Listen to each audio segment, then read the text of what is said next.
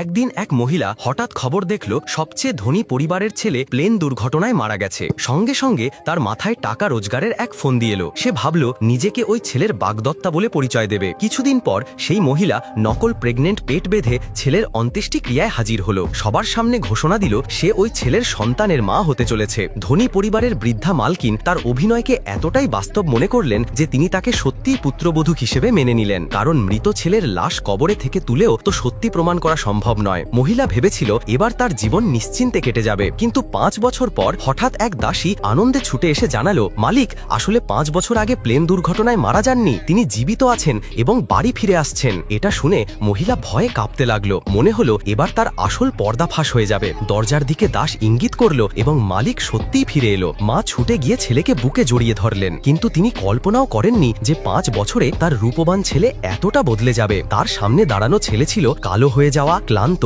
আর একেবারে সাধারণ চেহারার। পাশে দাঁড়ানো এক গ্রাম্য মেয়ে বলল, দুর্ঘটনার পর আমি তাকে সমুদ্র থেকে বাঁচিয়েছিলাম। যখন জিজ্ঞাসা করা হলো এতদিন বাড়ি ফিরল না কেন, ছেলে উত্তর দিল, আমার